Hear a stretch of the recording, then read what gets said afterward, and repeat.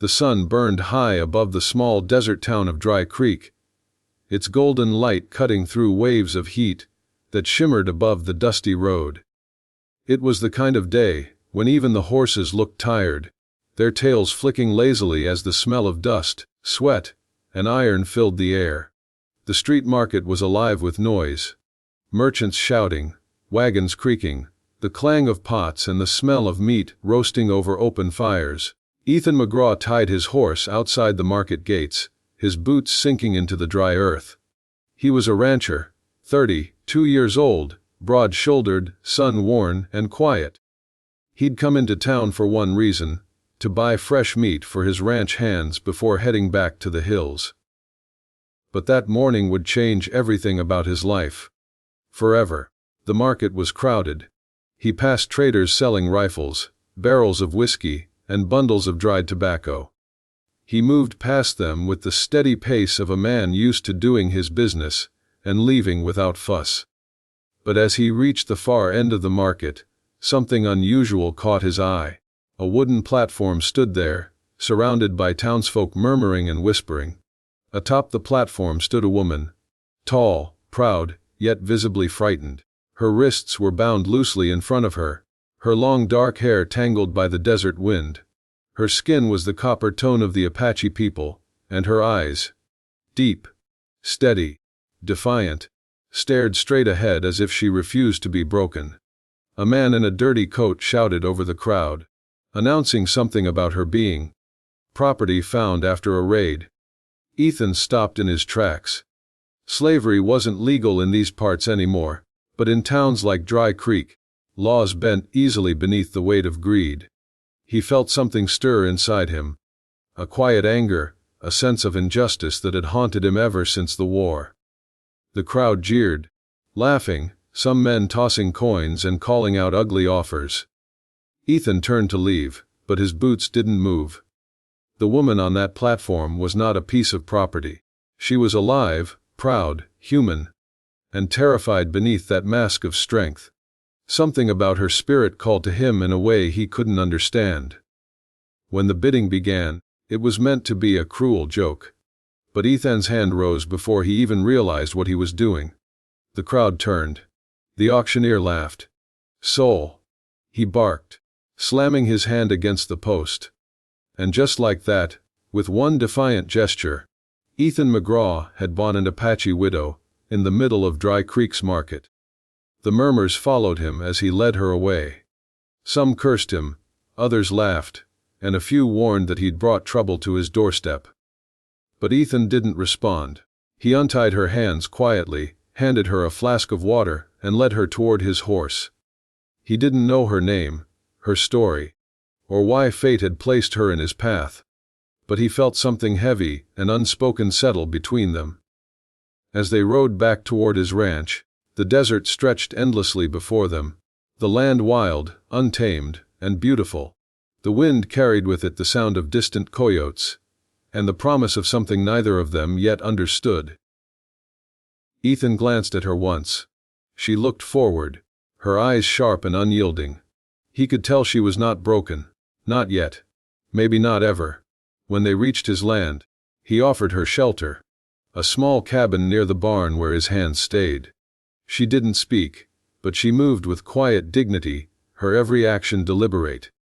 That night, Ethan couldn't sleep. He kept thinking of the look in her eyes, the calm defiance of someone who had lost everything, but still refused to bow. The next morning, the town's sheriff arrived at his gate. Word had traveled fast. He wanted to know why a respectable rancher had bought an Apache woman from the market. Ethan told him the truth, that he didn't buy her to own her, but to save her from men who would. The sheriff didn't look convinced, but he left with a warning. "Keep your distance, McGraw. That woman will bring nothing but fire." That night, as the sun died over the horizon and the desert turned crimson, Ethan stood by his porch and watched her tending to the horses. She moved like the wind. Calm, quiet, but impossible to contain. He didn't even know her name yet, but something told him that his life was no longer his own. He had gone to buy meat. Instead, he had bought fate. And fate had a face. A proud Apache widow whose eyes held the strength of storms. The desert wind whispered as darkness fell, carrying with it the scent of danger and destiny, because in Dry Creek, nothing stayed buried for long. Not secrets, not sins, and certainly not Lunenv. The following morning, the desert light crept gently over Ethan McGraw's ranch, spreading across the valley like liquid gold. The air was cool, the kind of rare calm that came before the sun's heat reclaimed the land. The horses stirred in the stables, restless, while the wind carried the faint scent of sage and dust. Ethan was already awake, leaning against the porch rail with a cup of black coffee. He hadn't slept much. The image of the woman he'd brought home from the market filled his thoughts. Her silence, her dignity, and the strange weight in her eyes that spoke of pain far older than either of them. She was outside, kneeling beside the coral fence, her hands moving carefully over the splintered wood, mending what had been broken. She hadn't asked for food or rest, nor had she made any attempt to run. She simply worked, as if the act of fixing something was her way of holding her own world together. Ethan watched her for a long time, wondering what kind of life she had lived before ending up on that auction platform. He could see faint scars on her wrists, the kind that told stories without words. There was a steadiness to her movements, a quiet resilience that made her seem unbreakable, even in her silence. By noon, the heat was unbearable. Ethan's ranch hands had returned from herding cattle near the river. When they saw her, their faces darkened with confusion and unease. To them, an Apache woman on a white man's land was trouble waiting to happen. The whispers began almost immediately, words of warning, disbelief, and crude speculation. Ethan ignored them, but he could feel their judgment burning into his back. The frontier had no mercy for those who defied its unwritten rules. As the days passed, life on the ranch fell into a strange rhythm. The woman rarely spoke, but her presence was felt in every corner. She tended to the animals, cooked meals when Ethan was out, and repaired what was broken with quiet precision. It was as though she was trying to repay a debt he never asked her to owe. One evening, as the sun dipped low and turned the world to bronze, Ethan came across a small leather pouch she kept near her sleeping mat. Inside it were two things: a beaded bracelet and a small lock of a child's hair tied with a faded red thread. It was then he understood. She was a widow, not just of a man, but of an entire world. Somewhere out there, under the unforgiving desert sun, her family had been taken from her. Her silence wasn't defiance. It was mourning. That night, as a storm gathered in the distance, the wind howled across the open plains, rattling the shutters and bending the tall grass. Ethan watched her stand outside, facing the lightning without fear. In that moment, he realized she belonged to the land in a way he never could. The following morning, she finally spoke her name. Her voice was low, steady, like the sound of water running under stone. Her name was Tala, which meant wolf. In her language, it suited her. There was something wild and graceful in the way she carried herself. Dangerous yet beautiful. Tala's presence began to change the ranch. The animals responded to her. The air around the place felt calmer, and even the hands grew quiet when she passed. But not everyone in Dry Creek accepted her existence. Rumors spread through the town like wildfire. The sheriff's warning echoed in Ethan's mind, that she would bring fire and ruin. Within a week, that warning came to life. Late one evening, riders approached from the southern hills, men from a rival ranch, known for their hatred of both Apaches and anyone who dared to help them. They came not for trade, but for intimidation. They called out Ethan's name, demanding answers about the woman they claimed should have been turned over to the army. Ethan stood at the gate, his hand resting on the holster by his hip, his jaw tight. Behind him, Tala watched from the porch, silent and still. The standoff didn't end in gunfire, not that night. But the message was clear. They would be back. From that night on, The ranch felt different. The laughter of the hands was gone, replaced by tension that hung heavy in the air. Even the horses grew uneasy, sensing something coming. Ethan began to realize that buying Tala hadn't just changed his life. It had painted a target on it. But even with the danger closing in, he couldn't bring himself to regret what he had done. There was something about her presence that quieted the storm inside him, something that made the loneliness of the West bearable. Sometimes, at dusk, he would see her standing on the ridge beyond the ranch house, looking west toward the red horizon. She never said what she was searching for, but Ethan knew. She was listening to the ghosts of her past. The days stretched on like the endless desert road, each one pulling them closer to something neither of them could name. Tala's eyes softened when she looked at him now, though her heart still carried the weight of loss. And deep within the shadows of Dry Creek, the men who wanted her gone began to plan. The wind carried whispers through the night, of revenge, of land, of blood owed. Soon, Ethan McGraw would learn that some debts in the Wild West could not be paid with gold, only with sacrifice. The nights grew longer after the riders came to the ranch. The sound of their hooves still echoed in Ethan McGraw's mind, a warning carved deep into his thoughts. The peace that once lived over his land had thinned, replaced by the uneasy silence that comes before a storm. Even the wind seemed different, sharper, colder, as if the desert itself was holding its breath. Ethan kept working as he always did, but his eyes never stopped scanning the horizon. He fixed fences, watered horses, and made sure every rifle on the property was cleaned and loaded. The other ranch hands had grown nervous, whispering that the men from the rival ranch, the Blood Riders, would not forget what happened. They were a violent lot, known across the plains for their hatred of the Apache and their thirst for revenge. Their leader, Clay Harlow, had lost men during the last Apache raid years ago, and his cruelty was born from that wound. When word spread that Ethan had bought an Apache widow and given her shelter, it reached Clay's ears like the sound of a gun being cocked.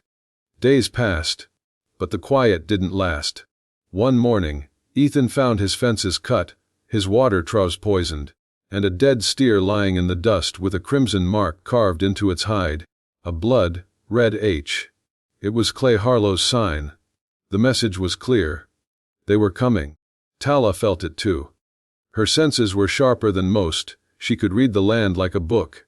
She began helping Ethan prepare, not with words but with actions.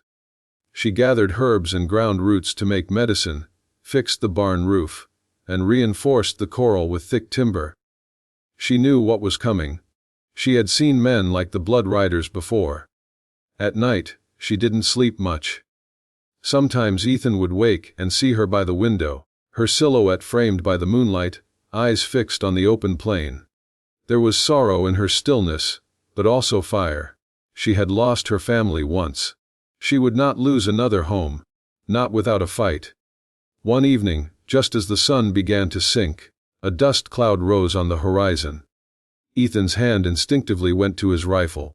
Through the shimmering heat, he saw riders.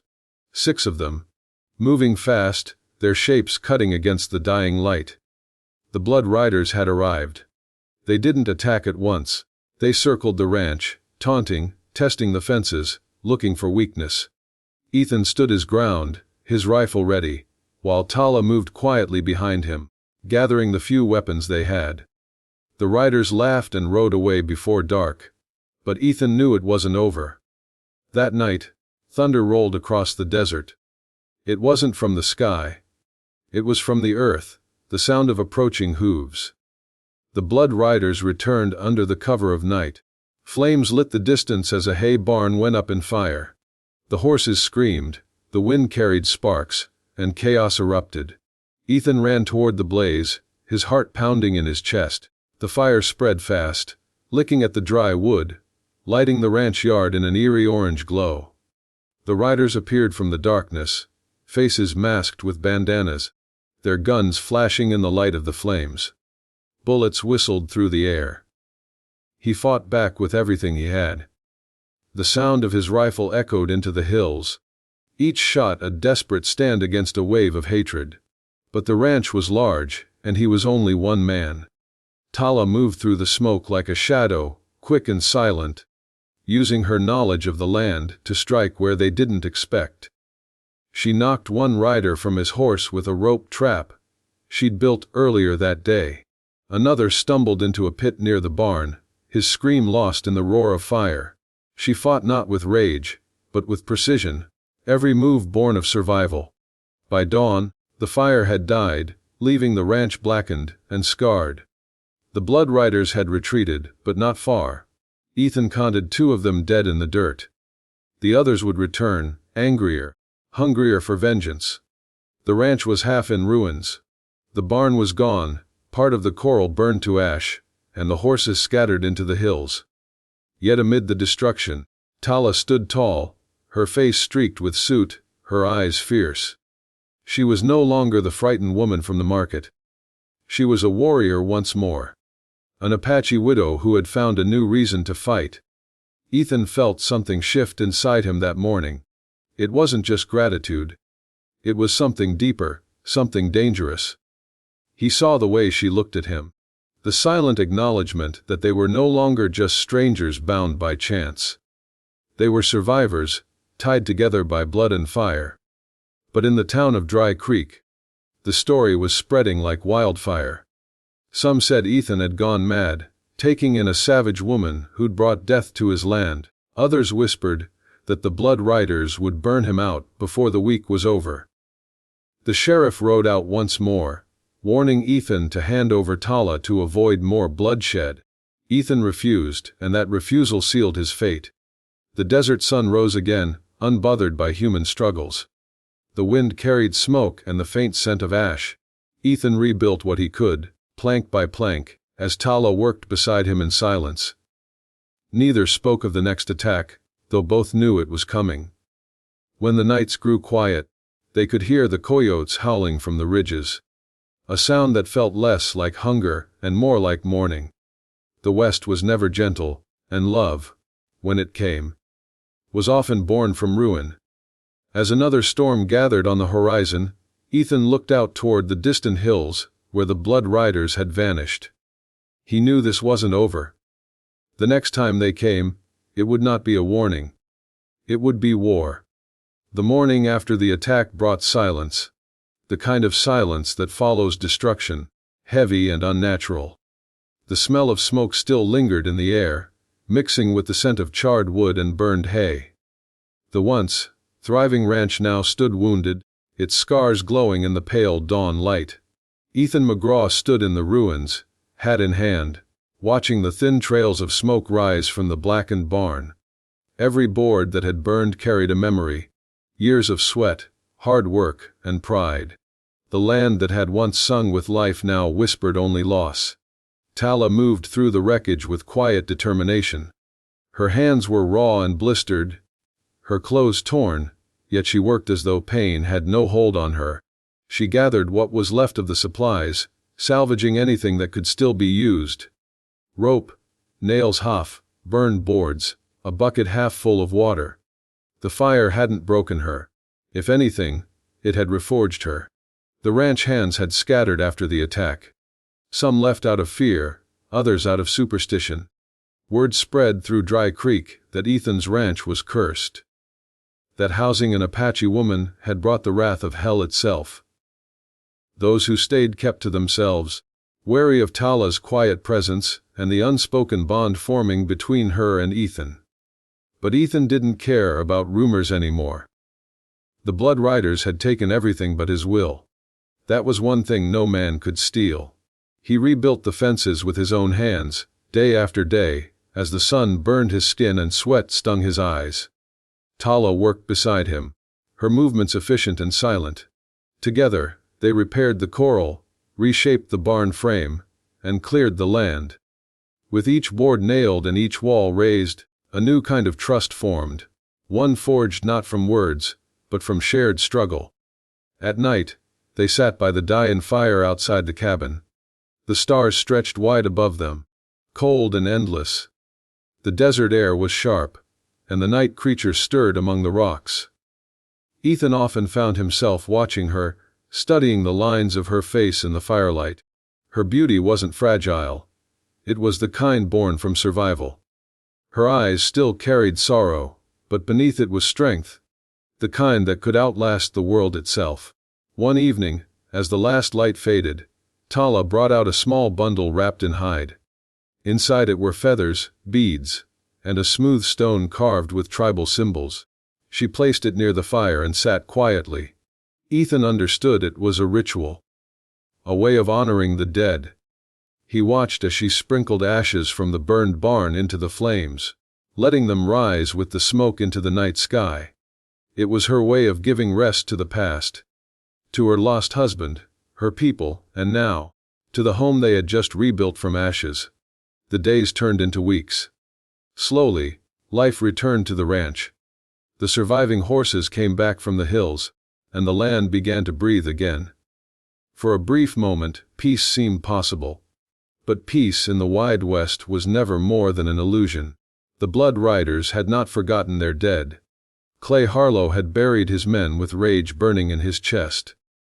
Each passing day, his thirst for vengeance grew stronger. He gathered more men, bounty hunters, drifters, and mercenaries who would kill for coin or cause. Their numbers swelled, and their purpose was simple: destroy Ethan McGraw and the Apache woman who had defied them. In town, the sheriff tried to keep the peace, but Dry Creek had already chosen its side. Most townsfolk feared the Blood Riders more than they feared the law. And so, the silence around Ethan's ranch deepened. The kind of silence that warns of war. One evening, a ranch boy who'd once worked for Ethan rode in breathless from town. He carried news: the Blood Riders were gathering near the old canyon pass. 20 men or more. They would strike before the next full moon. Ethan said nothing. He simply nodded, his eyes cold with determination. He had rebuilt his home once. He would not rebuild it again. That night, the wind howled across the plains, whipping through the half-built barn and rattling the loose boards. The moon hung low and red, a blood moon. Tala stood by the doorway, her hair dancing in the wind, her face unreadable. She knew what was coming. Instead of fear, she felt a strange calm. For the first time since her capture, she had something worth protecting again. Not just a roof or a name, but a bond that went deeper than either of them could explain. As Ethan prepared his rifles and checked the ammunition, Tala disappeared into the hills for hours. When she returned, her face was painted with streaks of ash and white clay, the marks of an Apache warrior.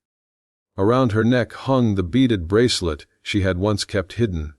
She was no longer the widow who had been sold in a market. She was a woman reborn from pain, standing beside a man who had defied the world to protect her. The next day, Ethan rode out to the edge of his land. From the hilltop, he could see the trails leading into the valley. The same paths the Blood Riders would take when they came. He studied the terrain, the fences, and the shallow ravines that could be used for cover. He was no soldier, but he had the heart of one. The ranch would not fall easily. When the sun set that evening, the desert glowed like fire. The wind was still, the world too quiet. Even the coyotes held their tongues. Ethan stood at the porch, rifle in hand, watching the horizon. Tala stood beside him, her gaze fixed on the same distant ridge. Between them, no words were needed. The silence said it all. They were ready. The Blood Riders were coming. And this time, neither mercy nor surrender would be part of the story. The morning before the blood moon rose, the desert went still. Even the wind seemed to hold its breath, as if the land itself knew that death was on its way. Ethan McGraw's ranch stood like a lone fortress against the endless plains. Fences rebuilt, rifles loaded, and hearts steeled for what was coming. Ethan had spent the last 2 days preparing. Every corner of the ranch had been reinforced. Barrels of water lined the barn. Ammunition was stacked by the windows.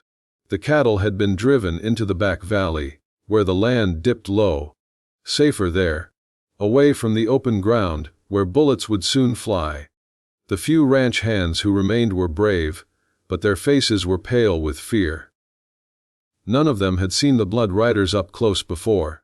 They had only heard stories of burning homesteads, of families slaughtered, of vengeance carried on horseback. Now, those stories were riding straight toward them. Tala moved like a shadow through the camp, calm and deliberate. Her war paint streaked across her face, her hair braided and tied back. Around her wrists hung strips of leather and beads, relics of her people, symbols of protection and strength. In her eyes burned a quiet fire, not of rage, but of resolve. As the sun dipped below the horizon, the orange light turned the sand to gold and the sky to blood. Ethan stood on the porch, rifle in hand, watching the horizon. His heart was steady. The fear was there, yes, but beneath it was something deeper. He wasn't fighting for land or pride anymore. He was fighting for her. For the strange twist of fate that had brought them together, and for the promise that neither of them would be taken again. Night fell hard. The stars appeared sharp and cold in the vast sky, and with them came the sound. Faint at first, then louder. The rhythmic thunder of hooves. The Blood Riders were coming. They emerged from the darkness like ghosts, their torches flickering in the distance, painting the night in shades of red and fire. 20 men, maybe more.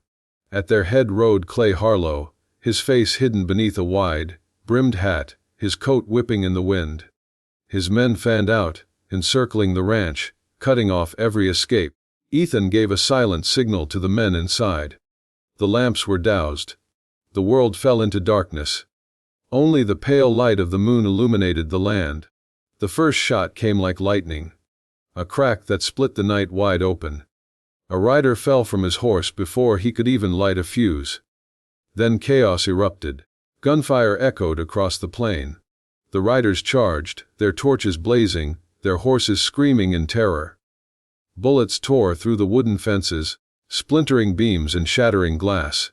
Ethan fired from the upper window, methodical and calm. Each shot found its mark. Tala moved through the shadows below, her bow drawn tight, arrows whistling silently through the dark. She knew the terrain better than any of them. She used the land itself as a weapon, setting traps, rolling barrels, and leading the riders into choke points where Ethan's rifle could reach them. The fight raged for hours.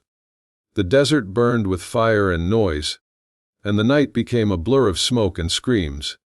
But the Blood Riders were relentless. For every man that fell, 2 more pressed forward. They were driven not just by hate, but by a desire to prove that no man could defy them and live. A bullet tore through the upper wall, grazing Ethan's shoulder. He staggered, blood running down his arm, but he did not fall. Tala saw him from across the yard and ran to his side, dragging him behind cover as more bullets slammed into the porch. The firelight flickered against their faces. His pale with pain, hers streaked with soot and ash. She tore a strip of cloth from her dress and wrapped it around his wound, her hands steady despite the chaos. Outside, the Blood Riders regrouped. Clay Harlow's voice rose over the gunfire, barking orders. He wanted them alive now, not dead. He wanted to make an example of them. The riders began to advance again, closer this time, firing into the windows, trying to smoke them out. Ethan grabbed a lantern and threw it onto the ground near the corral, setting a controlled blaze that cast wild shadows and blinded the attackers' view. Tala slipped through the smoke, disappearing into the night like a spirit of vengeance. One by one, the riders fell to her traps. Tripwires, loose boards, hidden pits. She fought like the wind, unseen, unstoppable, merciless. By the time dawn's first light touched the desert, the battle was over. The yard was littered with the bodies of men and horses. Smoke drifted from what was left of the corral. The Blood Riders had been broken. All except one. Clay Harlow lay on the ground, bleeding but alive. Ethan stood over him, exhausted, his rifle still aimed. Harlow's eyes burned with hate even as the life drained out of him. There was no remorse there, no fear. Only fury. He spat blood into the dust and whispered something that made Ethan's stomach twist. A promise that more would come. That this wasn't the end. Ethan lowered his rifle slowly. The man was right. The fight had only just begun. When it was over, Tala stood beside him, silent, her gaze fixed on the horizon where the sun now rose, bright and unforgiving. The ranch was in ruins once more, but they were alive. And somewhere deep inside that silence between them, something unspoken passed, an understanding that neither of them could ever go back to who they were before. The siege had ended, but the war for peace was far from done. As the light spread across the plains, Ethan and Tala began to bury the dead. The desert took them quietly, without judgment, and when the last grave was covered, the wind began to blow again, soft at first, then steady, carrying the scent of sage through the burned remains of the ranch. It was over. For now. But far beyond the hills, in the towns where greed and vengeance festered, the tale of the Apache widow and the rancher who defied the blood riders was spreading. And tales like that never stayed quiet for long. The sun rose red over the desert that morning, casting long shadows across the charred remains of Dry Creek Ranch. Smoke still lingered in the air, faint, but heavy with the memory of fire and death. The blood riders were gone, their bodies buried in the sand, their legacy fading with the wind. But peace was a fragile thing in the West. A fleeting visitor that never stayed long. Ethan McGraw stood by the corral, his shoulders still bandaged, his clothes torn and stiff with dried blood. He looked out across the open land, the same land he had fought so hard to keep. The fences were down, the barn half burned, and yet there was a strange stillness that morning, a silence that felt almost holy. Beside him stood Tala, the Apache widow he had once bought at the market, as if she were a piece of cattle. But now, that moment seemed like something from another lifetime. A cruel memory washed away by everything that had happened since. She was no longer a captive, nor a shadow in the background of his life. She was his equal, his partner, and the heartbeat of the home they had rebuilt together. The desert stretched endlessly around them, vast, wild, and indifferent. But to Ethan, it no longer felt empty. For the first time since the war, since losing everything he'd once known, he felt that the land belonged not just to him, but to them both. Two souls bound by survival, loss, and something deeper that neither could name. As the day grew warmer, the townsfolk from Dry Creek began to arrive. Word of the battle had spread fast, and curiosity brought them out from their quiet homes. They came expecting to find death. But instead they found Ethan and Tala alive, standing side by side like the last guardians of something sacred. The sheriff came too, riding slow, his face drawn and pale. He had once been skeptical of Ethan's decisions, of the Apache woman, of the isolation, of his refusal to bow to the powerful men in town. But now, there was respect in his eyes, the kind of respect that can only be earned in blood and fire. Days turned into weeks. The ranch began to rise again from its ashes. The hands who had fled returned one by one, drawn by the promise of safety, and perhaps by the quiet power of the woman who now walked the land like it had always been hers. Tala worked with tireless grace, tending the animals, mending fences, planting herbs along the fence line. Each morning, she greeted the sun with a silent prayer. One for the dead, one for the living, and one for the child she had lost before she was ever brought to this place. Her eyes still carried sorrow, but it was no longer the sorrow of defeat. It was the kind that gave strength instead of stealing it. Ethan watched her from afar sometimes, wondering how fate had twisted so cruelly, and yet given him the only peace he had ever known. He had bought her out of pity once, out of guilt and curiosity.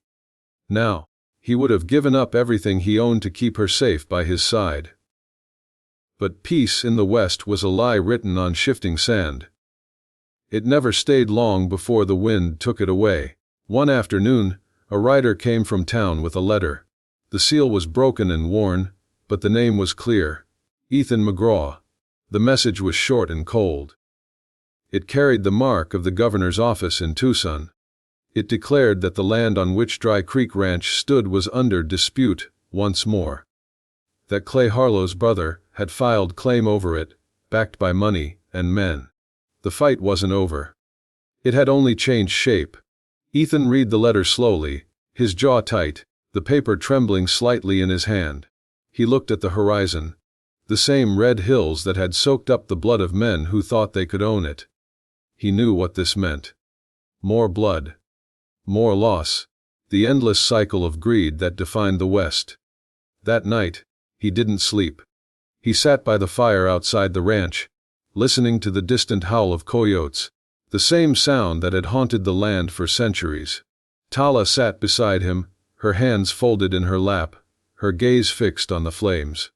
She could sense what he was thinking, the weight he carried, the fear that peace would not last.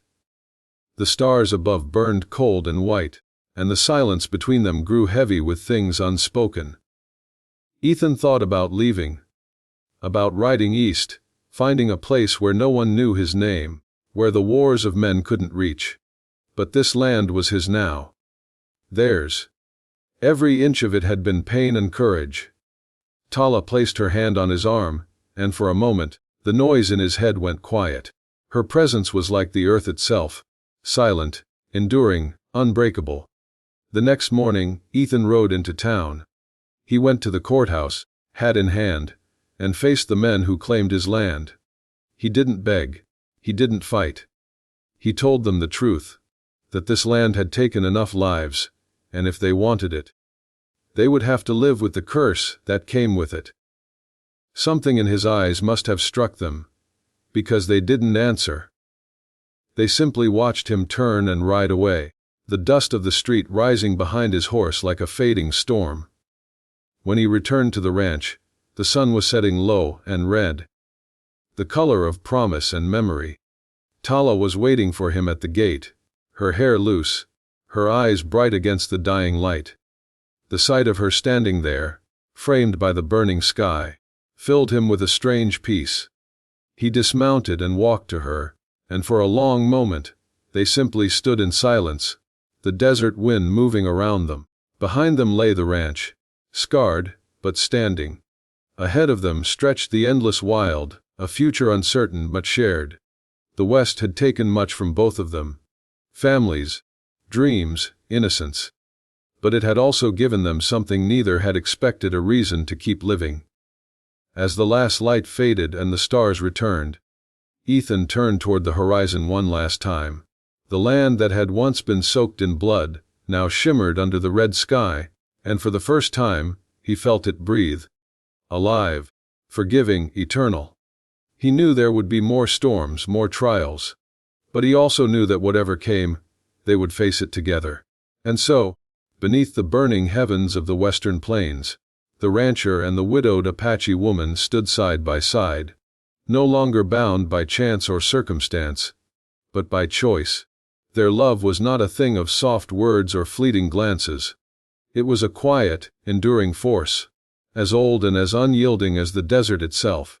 And as the wind carried the scent of rain across the dry earth, Ethan McGraw and Tala walked back toward their home. A home built not from blood or ownership, but from survival, redemption, and the kind of love that even the Wild West could not destroy.